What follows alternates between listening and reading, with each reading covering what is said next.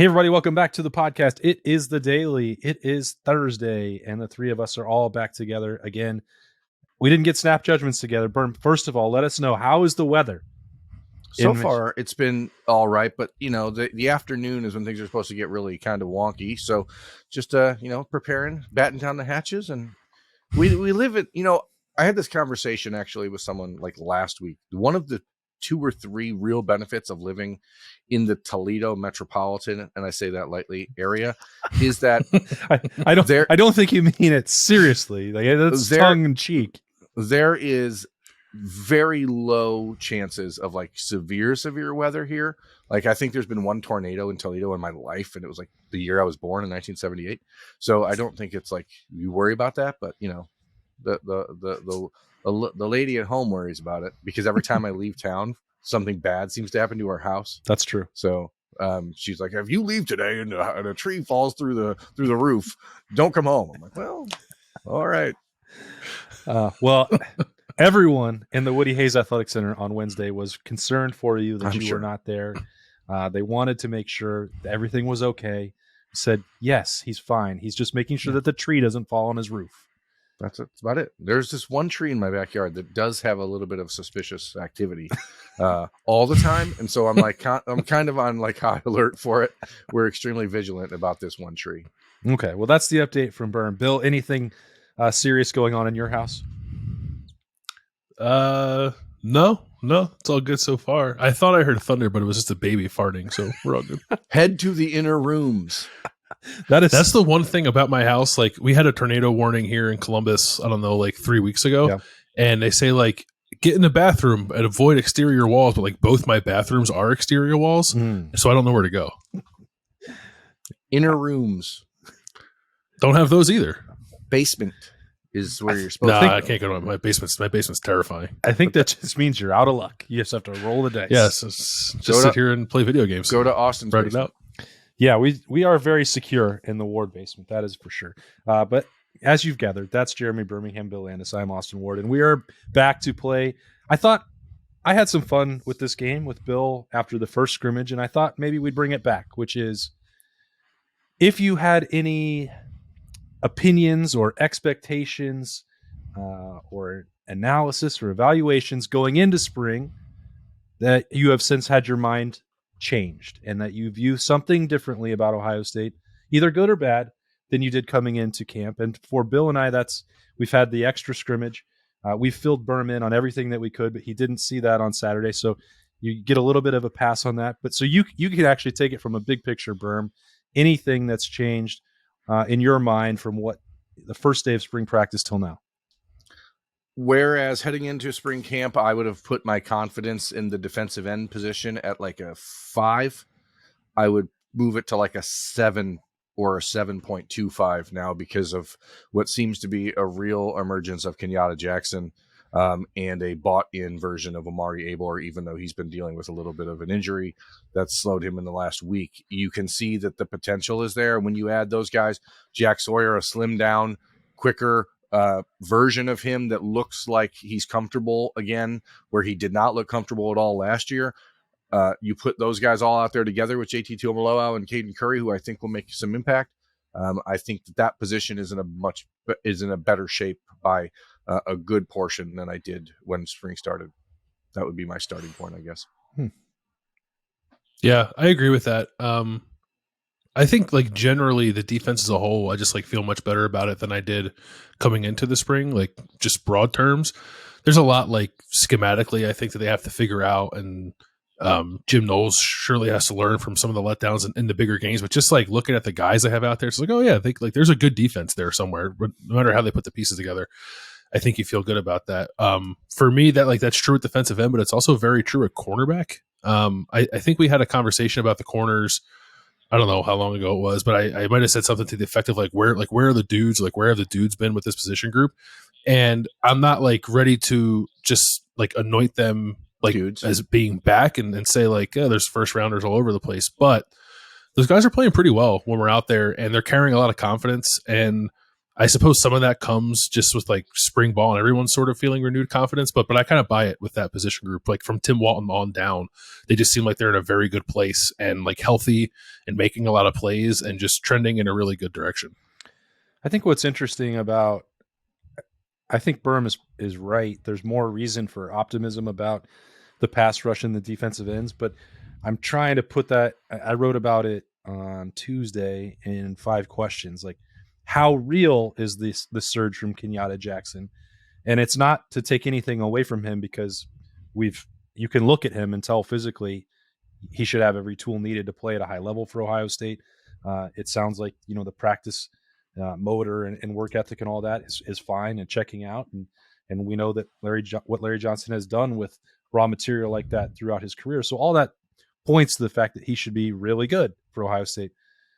Like, I just am trying to wonder how much of that is happening right now because of Kenyatta Jackson, and how much of it is because of this other part where we've talked about the offensive line, over and over and over throughout camp. Like, it can be both. It can be both concerns on the offensive line and Kenyatta Jackson playing well, but I don't know how much value to assign to each part of that.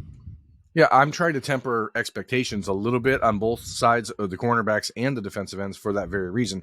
Number one, the cornerbacks are not going against the best receivers Ohio State has, and they're playing against quarterbacks that are fresh-faced and raw, who don't have time to really throw. There's a lot of things that play into that. Defensive end-wise, I mentioned this in jest when we were at Roosters on Monday. I don't think it was on the show, but Kenyatta Jackson's doing it against Ohio State's backup offensive linemen. But Ohio State's backup offensive linemen are still better than 90% of the starters in the Big Ten.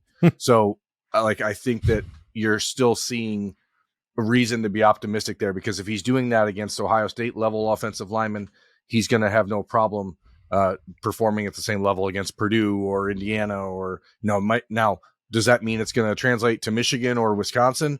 Maybe not. Notre Dame? Maybe not. But at least from where he was a year ago when he came into campus at 6'5", 225, 230 pounds to now, and Omari Abor, who had some mental hurdles to try to clear a year ago, that seems like he's, again, mentally bought in, and you can see the physical change that came with that. I think that there's more reason to be optimistic there than corner from a what we've seen standpoint, but big picture, the cornerback situation with Davis and Igbinosun, clearly something is different with Denzel Burke than it was a year ago, and that is clear as day. And a healthy Jordan Hancock, who everyone said a year ago was probably been cute, CB1 had he been healthy. Now you have some pieces that you can really start to build around. And I'm not trying to anoint him dude yet either, but this has been a big boost for that group, because linebacker, what you're going to get out of Tommy and Steele, and then you see CJ Hicks moving up. I just think the defense in general is as Bill said, ahead of where I thought they'd be. Do you think there's something to I agree with you guys. You probably do need to temper all that a little bit given what they're faced, but part of me also feels that there's something to be said for just gaining confidence this time of year, sort of regardless of who you're playing against. I suppose you can get to the level where you're overconfident and maybe not as good as you think you are. But if you kind of strike that balance, I feel like just winning consistently this time of year can be really beneficial to the defense down the road. I don't know if you guys disagree with that or not. Has to be. Well, I don't know if I'm disagreeing with that, but I wonder the way that you approach that, Bill. It's so much easier for the defensive linemen to have success in spring, and they're not taking the quarterback to the ground, which is the most obvious part. But I'm even thinking about spring games. Again, you're not tackling the quarterback; you're tapping them to the ground. And it was 2012 or 2013, and Noah Spence was credited with 4 sacks, and Adolphus Washington had 3. Or 2 years ago, Jack Sawyer had 4. And I don't think that any of them left thinking I'm a finished product. I did that in the spring game. All my work is done. But some of it was not true success. And that's what I'm bringing up with Kenyatta Jackson. You can be making the progress, but does it fill you with a false sense of confidence that they put it down in a stat book that you had 4 sacks in the spring game and 80,000 people saw you do it? I know that there is personal satisfaction that the work is paying off, and then you performed when you were asked to do, and you can't help it if the coaches don't let you tackle the quarterback. But it's also not real. that could be false confidence. Yeah, and I think they like if you think back to sorry, Bram, if you look back to last year too, like how often were Ohio State's defensive linemen there and then didn't make the tackle? So it's like you don't really know if that part is solved until they get into a game. Yeah, I think the truth, like with most things, is probably somewhere in the middle there. I try really hard to not talk about Cameron Martinez, guys, as you know, but like Cam. Well, how do we keep breaking our rules? Not talking about Josh Proctor. We're not talking about Cam Martinez. Cam's a perfect example of a guy that last season was raked over the coals by fans for a couple plays that didn't go his way, and that he looked poor on in those instances. Obviously, the big one against Michigan, but we've seen him this spring. Because Ohio State's moving Marvin Harrison around and playing him in the slot, Cam's had to go up against Marvin Harrison a lot in practice. Mm-hmm. And he's made some plays. Even the plays, there was a scrimmage highlight from last weekend where there was a deep shot to Marvin that Marvin caught on the sideline over Cam. But Cam was in position. Marvin's just the best player in America. So you can't really feel like, oh, I didn't do my job. Like when you're a 5'11", 195, 200-pound safety going against the best player in the country, like he was in the right spot. No other 95% of the other receivers in the nation are not going to make that catch against him there. So I think that there are some guys who just need to realize that they can belong. But as you said, like this is not the completed product by any means. And it doesn't matter how many times you two-hand tap the quarterback, you have to be able to tackle him. And that was always the issue for the defensive line, as you said, in the last couple of years. So I think there's some truth in the middle. That throw was also perfect. Like Marvin made a good catch, but Cam was in good coverage, and sometimes I think they have scholarships too. I saw like comments on Twitter like, "Oh, look who got burned again!" Like that's not getting burnt. You're playing against Jerry Rice. Like it's not fair. Like Jerry Rice could never. No, you're playing against a faster, taller Jerry Rice. Like that's not what you're going to face every Saturday. So I want to be clear that, yeah, you didn't make the play, but you're in the right spot and you know what you're doing. And that's what we said about Cam 2 weeks ago. The first scrimmage we saw, he just looked like he knew where he was supposed to be. And that was a major change from last year. So if him, Josh Proctor, I mean, to break your rule, Josh Proctor, like these guys are all getting confidence that they need after a year that had some real, sour notes for him, because I mean Josh goes into last year as the starter and gets pulled after play 3 and like, oh crap, he never sees the field again. And so you have to take the little victories is what I'm saying. Yeah. I mean, I think Cam Martinez really needs to go to the social media editing crew and be like, hey, why didn't you cut up that clip of me breaking up the red zone pass to Marvin Harrison? Like I won a one-on-one against him and now you're hanging me out to dry. What's up with that? I think Cam Martinez and everyone else on the Ohio State roster should go nowhere near social media. Oh, okay. That's my advice. That's probably better advice. Yeah, that's better advice. What about on the offensive side of the football, Berm? I think there's some, as you guys would have found out, on Wednesday afternoon, morning, whenever it was, like the running back group has a lot of confidence. And despite the fact that there's not really a lot of plans there yet, I think as we talked about on Wednesday mornings, the daily, like that group is pretty deep and loaded. And I don't think coming into spring, I was thinking big picture about how deep they are, because you're thinking, oh man, you only got Dallin and Chip that's going to practice. Now you're like, oh, well, actually there might be 5 dudes there, like 5 legitimate dudes to handle that spot by summertime. And if you can get those and then you keep growing and finding a role for all those guys, I think there is a way to mix them all up and keep them all happy and keep them all healthy. Yeah, the happy thing is interesting. I think Tony Alford is pretty good at any of us striking the really right happy, Bill? It's a fantastic philosophical question, and I imagine the answer to that question is probably not. So it's okay, I think, if everyone in the running back room is not happy. That's life. You know what I mean? Get deep. It's all about instilling life lessons, I think, for Tony Alford. Like I said with Austin, like after we had interviews on Wednesday, there is going to be like, and maybe we'll try to not have so much of it here, but there's going to be a lot of hand wringing about this position. Regardless of how it shakes out, they're going to be very good at running back.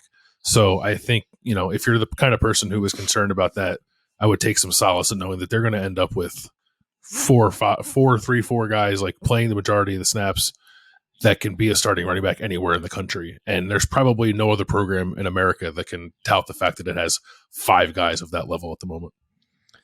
I think I may have underestimated Chip Trayanum's impact or value at running back.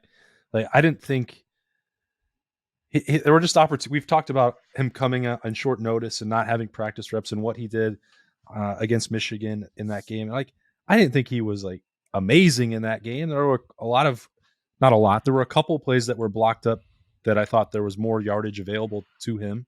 I know that Bill and I were talking about that in the press box. It's like, yeah, I mean, he's doing a good job, but is this like the perfect spot for him? I don't know. I think I like him personally better at linebacker. And then we came into, February and March, and I was like, they don't have a fullback. Like, Chip Trayanum is like a monster and can blow dudes up and would catch the football out of the backfield. Like, maybe he should do something like that or help at tight end. And it's like, but the stuff that he's done in scrimmage settings at running back has been really impressive. And Saturday was sort of the first look at like, okay, there was a hole, and then straight ahead speed where he was pulling ahead of everybody. They talked about that throughout last season when they put him back as a kickoff returner, and I was like, what? Like, he just couldn't catch the ball. Yeah, I'm like, does he have that like straight ahead speed? Like, I didn't see it, and so maybe I was probably wrong, or definitely wrong about Chip Trayanum's ability at running back, and that's another dynamic here to what you guys are saying with 5 possible dudes. Chip Trayanum isn't just a safety valve emergency running back. He could legitimately be Ohio State's starting running back. And I think the other part that I'm wrong about there is that this version of Travion, which I have not seen actually playing live football in spring, like the mentality, the health, the motivation, all those things are really trending towards him shooting back to, the top of the country. I may have underestimated that whole group, I guess. Yeah, I mean, Chip ran for 1,000 yards as a freshman at Arizona State. Yeah. I mean, it's a pretty productive that's kid. Pac-12 football. Who cares? I know but you can't totally dismiss that. It's a guy that has played the position.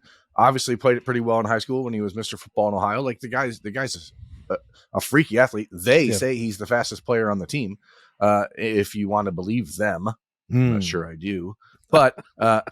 The fact is, you just got to find a way to mix and match and get these guys opportunities. And on the flip side of the running back room, where I think that we've seen the confidence grow that all of those guys can contribute, I don't mean to be the negative guy, but like it seems somewhat disappointing that none of the second-year receivers have pulled ahead and taken firm hold of that backup wide receiver line. The second line right now looks pretty exclusively to be the 2023 class, and that is not something that the 22 class should have been hoping for, especially considering that Brandon Inniss, who is maybe the best of the group and the most versatile of the group and the most impactful as a freshman of the group, hasn't got on campus yet. So that's a oh no for that group. Yeah, I mean, if I'm being honest, that's kind of how I expected it to go. And like, I expected it too, but I thought maybe you would just see like a concert, like a real, like, I'm going to go out there and do whatever it takes to be there. And I don't know that in what we've seen, and that I want to be fair, we don't see everything, but I haven't seen like that just crazy push. I do think maybe to give one of those guys credit, like Caleb Brown seems to have done a little something to catch their attention playing in the slot and perhaps as a punt returner. But like to see, so when we were out there last Saturday, like obviously Emeka and Julian aren't out there and Xavier Johnson wasn't either. So like Marvin was in the slot and Jaden Ballard is at one of the outside positions. So there's a third outside position available for someone to run with the ones. And it was Carnell Tate. So it's like, okay, well, I guess that ship has sailed if you're a guy in the 2022 recruiting class who was looking to step up in that regard. Like I think it's fine for Ohio State. It's just like we knew there was going to be a squeeze there, and it does feel a little bit like that squeeze is happening. Now, Austin, do you think that Carnell Tate is put there because his body type is that much different than Keon Gray's. Keon's been dealing with a little Yeah. injury. Caleb Burton's been dealing with an injury. Kojo, like, is it the body type that, hey, he's the natural guy to slide outside, or is it he's just going to make more plays, which Carnell Tate has obviously been doing a lot of? Well, I think there's two things at play here, which is really, really strong praise for Carnell Tate. We've had that conversation. I've another person that I wouldn't have thought was going to like jump right into the mix right away as a true freshman. That's not, you know how hesitant I am about that. He certainly looks like he's not going to start. I think he could be the sixth guy for Ohio State, that's a mouthful all in itself. Like, that is a significant spot to be in for a true freshman. It sounds worse than it is. It's about as much of a compliment as anybody could have, but certainly I view it as one. But we haven't really, when we've talked about Tate, we haven't talked about the injuries there for Keon Grays, for Caleb Burton. And I think Kojo Antwi has also been banged up a little bit. I know that we saw them go through like some 7-on-7 stuff and individual drills. And then once they went full team, a few of those second-year wide receivers were still down there in the pit and not able to go, fully. So it's another one of those shades of gray where it's certainly because of Carnell Tate's physical ability and what seems to be a really quick acclimation to playing at Ohio State and giving Brian Hartline what he wants to see. Like, that's earned him the extra opportunities.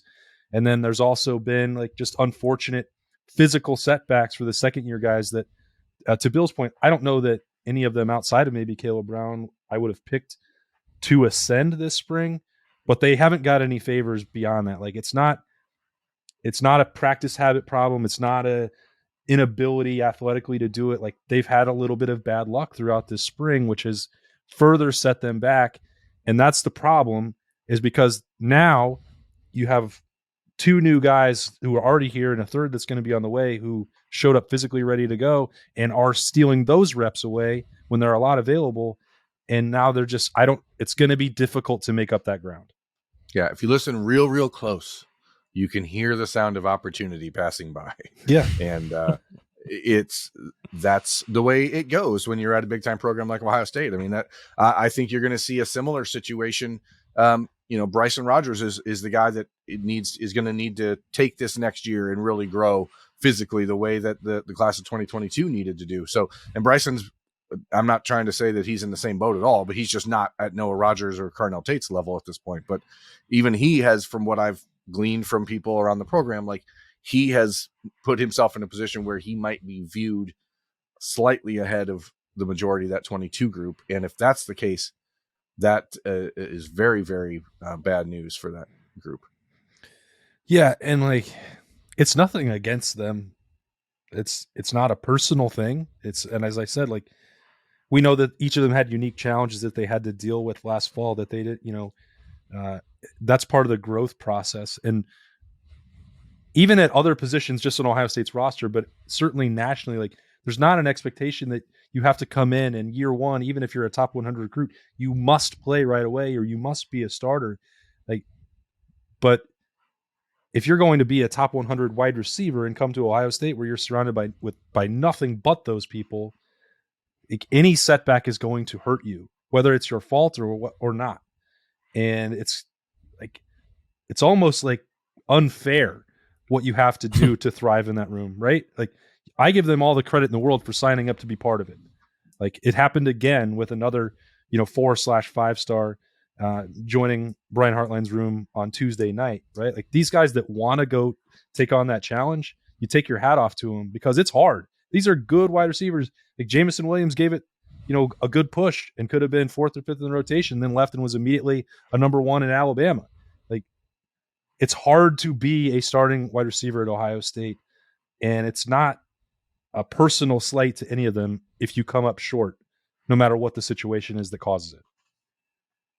It's also not a situation where any of us are saying they need to be looking elsewhere. I'm not saying that, no. If you go back to Paris Campbell and Terry McLaurin and Johnny Dixon, and these guys had to go through it to get to it. And look at that. Ooh. Not bad. Not bad at all. Write that one down. These guys it feels like it should be like on a poster with a cat on it or something. Yeah, like he's like chasing a ball of yarn. Hang in like there. Tangled, but he's tangled up in the yarn. The reality is those guys are all on different paths, and that is the hard part. Brian Hartline talks about it endlessly, right, Bill? Like, everyone's on a different path. Everyone's on a different path. In the minute they start comparing themselves to the 23 class or to where, Emeka Ibuka is or whatever, then that's when you really fall behind, in my opinion. Yeah, and I think too, like we project like this urgency, and I think the fan base just kind of sees it because of the way Brian Hartline recruits that room. But I don't know if Brian Hartline like treats it as it's put up or shut up time. Like I think he is sensitive to the fact that it might take a guy 3 years, 4 years, even 5 years before they're ready. So I don't think he writes anybody off in that room because he's done this so well for so long that he knows he's bringing in guys with like the right mental makeup to be a part of that. Like it clearly takes a special mental makeup to just like be willing to be a part of it from the start. So if you put in the time and like keep working and keep showing that you're trying to get better, I do think that Brian Hartline wants to reward you for that on the other end. And I don't have any reason to believe that the 4 guys from that 2022 class aren't doing that.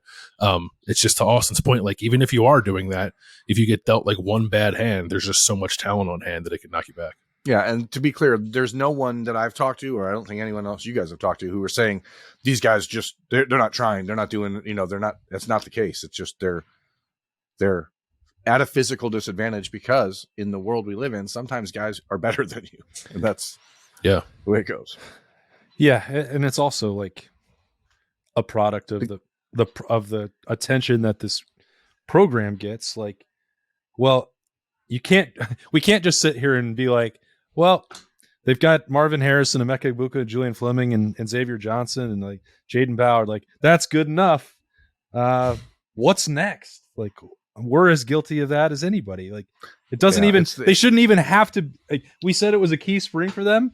Like, it shouldn't even be that way. Like, why are we talking about them? They don't have to play this year. It's the funniest thing though about like the world of college football fandom is like even on Tuesday night when Mylan Graham, as you said, 4 or 5-star wide receiver commits, the first question every time someone commits is who's next? And it's like man, just embrace this moment and let it happen. So it is the world we live in. Everyone needs instant gratification. We have a couple minutes left for Bill to talk about the offensive line. You know what? I've talked a lot about the offensive line. Okay. I think where I'm at on that. Yeah, I think where I'm at on that has been, pretty well worn by this point. I'm just teasing. We don't know how Berm feels about it. I have serious. They can't see you dab on the audio only podcast. I have serious questions about the depth. I mean, we talked about it earlier this week at Roosters. Like, it's not great, and when you have your top 7 and really only one of them is a tackle, that is a problem. So you're gonna have to figure something out at this point to see who fits. And if you have to get in the portal quickly to find the right tackle. Now, the good news is the portal opens up, as soon as the spring game ends on Saturday. So good luck to everyone. But, I could not believe that. I couldn't. When did they change that? Like, NCAA does what they want to do whenever they want to do. NCAA, not consistent at all. Doesn't matter.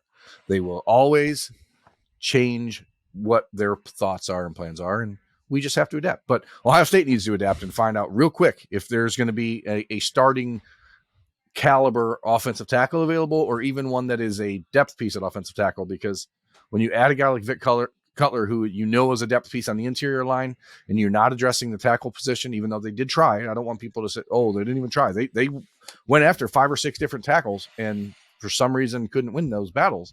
Now you got to win them. Okay. Yeah. I think we've probably covered that ground enough for this point of spring.